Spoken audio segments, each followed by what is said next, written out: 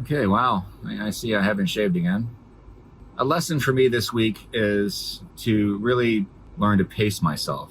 As exciting as it's been getting back into this and making progress again and rediscovering all the things that I already knew worked, it's been really tempting to push myself really hard. It's good to push yourself when you're doing these things, but you don't want to push too hard, because what winds up happening then is, well, two possibilities, and possibly both. One, you wind up hurting yourself. And two, you wind up disappointing yourself because you're not really yet able to achieve these new lofty goals you've suddenly decided to set for yourself. The case in point, last Monday, I guess I got to the gym late and I wasn't able to do my full leg workout. I think two of the machines I usually use to round out my leg routine were not available. So I decided instead I was going to go up to the treadmill and use the incline feature to do a really vigorous, incline workout, which I've done before. And I know that can be really tough on your legs. In a good way. I've done that before and had soreness in my legs. That was kind of similar to doing a really vigorous leg workout with weights. So I did that and it was fine. But then a few days later, I realized that I'd hurt my right foot. And I've had a history recently with what I assume is plantar fasciitis. I need to go see my doctor about it. And it kind of came and went towards the end of 2020.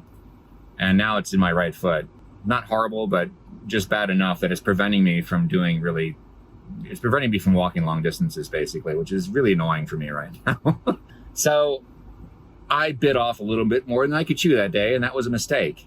This is why it's really important to pace yourself, because there's nothing more annoying than getting knocked down just as you're getting into it, Another thing that I had to dial back recently was my move goal, just because I pushed it forward too much. I saw another video where a guy was talking about his movement goals. He was showing how he challenges himself by setting, higher movement goals for himself with his Apple Watch. So my goal was at the time set to 600 calories of movement, not the exercise ring. Now I'm talking about the red movement ring on the watch, the outer ring, the red one. Yeah, so I very ambitiously pushed my movement goal from 600 calories up to 800 calories. And I'll show you some screenshots here of how well that went for me over the next few days. Then it occurred to me, maybe I should go look at what my movement average is. And it was pretty clear that 800 was way too ambitious for me right now. And not to mention the fact that I can't walk like I usually do because my foot's injured, right? So I sort of dejectedly moved my movement goal back down to 700. So it's a little bit of a compromise. Really, the rings are really meant to motivate you. And it just becomes demotivational when you set goals for yourself that just aren't realistic. They may eventually be realistic for you, but that's why you have to pace yourself. You move it up incrementally, baby steps.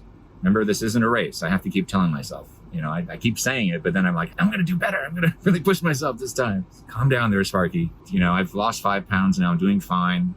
There's no rush here. I'm going to hit my goal as long as I don't fall off the horse again like I did last year. I'll be fine. It's going to be okay. I think that's it for today. I'll see you on Friday.